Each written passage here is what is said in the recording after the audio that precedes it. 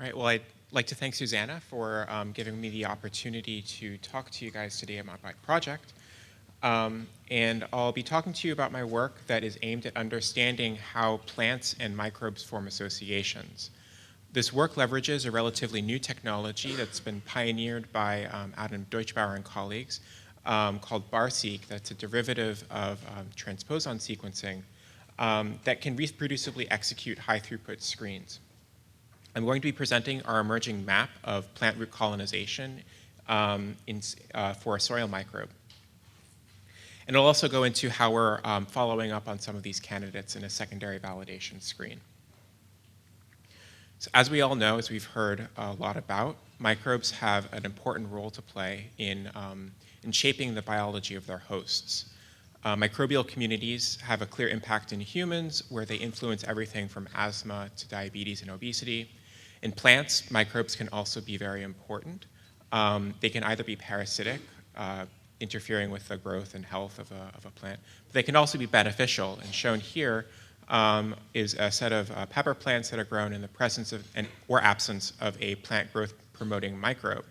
So they can clearly enhance the growth of plants, and they do this through a variety of mechanisms, including biocontrol or antagonizing some of the pathogens that can invade plants. They can also liberate minerals that are stored in the soil.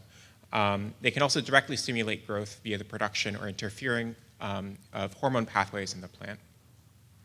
And they can also probably promote plant growth in as yet unknown ways. And so we're interested in determining how plants form that initial colonization event, which is going to be a key player in how the final community is shaped. We're interested in this primarily from a bioengineering perspective. If we can understand how microbes colonize their hosts, we can engineer some of them to colonize a diverse range of bioenergy important crops. And so geneticists and genomicists really love a good car analogy. And so we can think of a microbe as a mechanical system, such as a car, where the genes are all of the components of the car, and the fitness, or how well that microbe is able to survive, is kind of like the ability of the car to move. We can understand how the car works by removing some of its parts.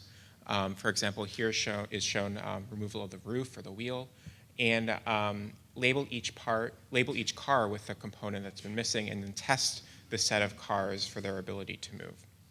This is simple to do for a small number of vehicles, but cars, as well as microbes, consist of tens of thousands of parts, and scaling this is a bit of a challenge. We would need an entire parking lot full of them in order to systematically assess the importance of each and every component. We can try to systematically remove every single component, maybe by employing a group of gremlins and giving them access to a wrench. And as a result of this, you might end up with a set of cars, about 10,000 different vehicles, each one of them missing just a single component. We can then race them to see how well they do. And what we'll immediately notice is that several of the cars fail to get started at all. These could be cars that are missing really important components like an engine or a wheel. Some of the vehicles might go some distance but break down halfway. These might lose competitiveness, missing a tire tread or a spark plug or what have you. Some of the cars might actually perform even better. These might be missing brakes, or might be vehicles from a certain German car manufacturer that are missing a diesel emission control. And so going back to our microbial system, for reminder, the gene is like the missing part. The transposon is like the gremlin. And Adam Deutschbauer's group has been able to tag some of these transposons with a barcode. And just to remind you, the transposon is a piece of DNA that's able to interrupt a gene of interest. And so when it inserts itself into the gene, it will knock out its function. And so these transposons are barcoded with a short stretch of DNA sequence that allows us to map that piece of DNA to its insertion site, which we can then determine by sequencing. So we can take a population of our microbe of interest, in our case it's an isolate of Pseudomonas fluorescens, and create a transposon mutant library. And every strain in this library has a different transposon that's been barcoded so we can identify where the insertion site was. We can grow this population of mutants in rich media and genes that are interrupted Strains that have genes interrupted by a transposon that are essential will die off. When we go ahead and sequence this population, we'll see a suspicious lack of sequencing reads in genes that are important for function. Similarly, if we grow the same population of mutants in a given condition, this could be a minimal media lacking a certain amino acid or having only a certain carbon source. Those genes that are responsible for survival under those conditions will also be absent when we sequence the insertion sites from our final population. And so we really wanted to apply this to plant root colonization. And so we set up an assay where we took Arabidopsis plants and grew them on agar surface. These are growing on top of a mesh filter shown here. And we set this up to try and mimic just that first colonization step, similar to what you would see in the soil. So in the system, the plant will secrete exudate compounds, and microbes that fail to move or to sense these exudates will fail to reach the root system and colonize. The plant will also produce certain defense compounds. Normally, the bacteria would be able to evade these defenses, but bacteria missing genes that are important for this evasion will also die off in response to this. So our final population will consist of microbes that sense exudates and are able to evade defense compounds, and we should be able to see those genes in our screen. Some microbes might actually be able to colonize the root system even better than their wild-type counterparts, and so we'd be interested in following up on those as well. So we can take our insertion mutant library that we've developed for Pseudomonas fluorescens, apply it to the root, and then take two different samples. The first sample are the microbes that are physically surviving on the root, or physically attached to the root. And a second set of samples are microbes that are able to grow in a similar environment but without plants. We can then sequence both populations and figure out what the insertion mutants look like in either one. And we can compute a fitness score by comparing the two populations, the population that are grown in the presence of roots or the absence. This is proportional to the number of transposon counts that we find in each gene. So we do this for every single gene in the genome, and we can create these genome-wide maps that show the relative importance of each gene for root colonization. And so this is the bottom half of that map. I'm not going to be talking about the enriched, the genes that enhance the ability of the microbe to colonize. But what you'll immediately notice is most genes don't really contribute to colonization, which is what we would expect. And we also see this rather suspicious locus that is previously known to control motility in the bacteria. This has many flagellar-related genes, color-coded here in red. And this is a good positive control that indicates that our screen is actually getting some biologically relevant information. What we're more excited about are these potential pathways that aren't clearly well annotated or aren't annotated as having a function in plant root colonization. So these could be novel pathways that we haven't really looked at yet. And so just to zoom in on some of the operons that we're interested in, these are operons that have been hit multiple times. So multiple genes in these operons are deficient in root colonization. One of the most prominent ones is this ARN operon, which is involved in arabinose cell wall modification. This is important for evading cationic antimicrobial peptides. We also see operons that are relevant towards carbohydrate metabolism, which could give us an indication that the exudates that are secreted by the hosts are really important. I mean, we know this already, but we might be able to get some more specific information by looking at this. And as well as other operons that I don't have time to really go into today.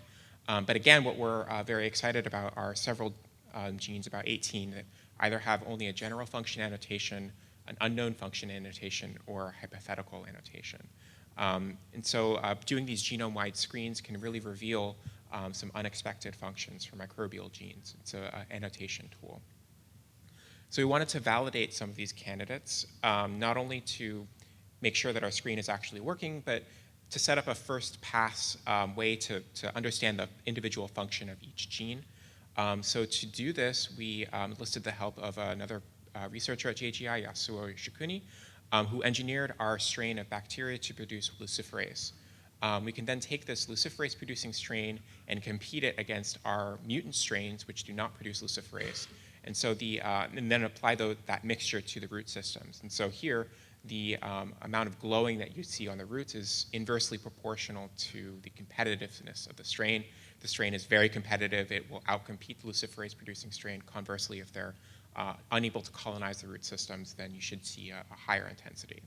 So we took about 20 of our candidates, both underrepresented from the mutant population, from the root population, and overrepresented, and ran them through this assay. And what I'm showing here on the x-axis is the fitness score that's predicted by our bar-seq screen.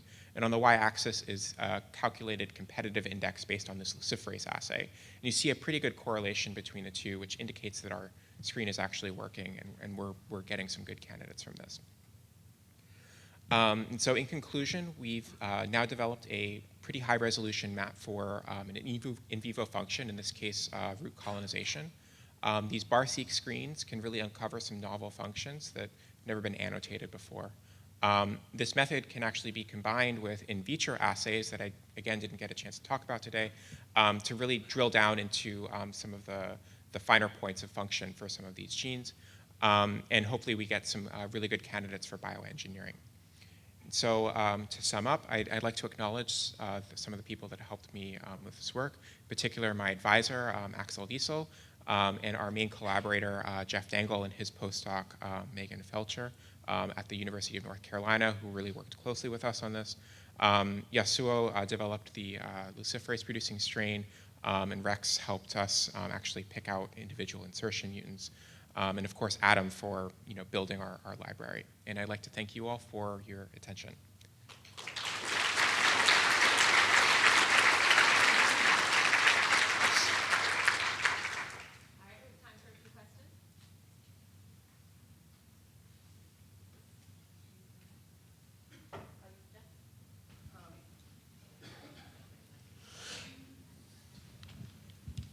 So some of the genes you identified in your transposon mutagenesis, you kind of put them in broad categories: motility, phosphate transport. Mm-hmm. Do you think that's what those genes do, or how are you going about? It's possible that they don't. I mean, these annotations are based on homology to other organisms. It's possible they do something completely different. We would need to do more functional assays to better characterize those. But yeah, you're right. They may not be doing what we think they are. Just because we see some of those genes coming up in our soil data, and so we're That's very interested.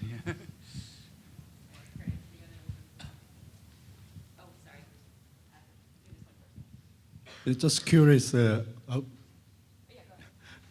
did you find any accelerator, like mutant that actually, insertion that actually make it colonize better? Yes, we did. We actually found quite a few, mostly with amino acid transport. And metabolism, they seem to do better on the roots. You mean when you knock them out? When you knock them out, exactly. Yeah. So I guess that relates to my question. I was wondering if you had done your screens with varying nutrient content in the media. No, these are all on full Mershige-Scoop nutrients. Okay, but I guess the nutrient transporters perhaps suggest that if there's a starvation response, there's more likely to be colonization. Right, yeah. No, we didn't really directly test that.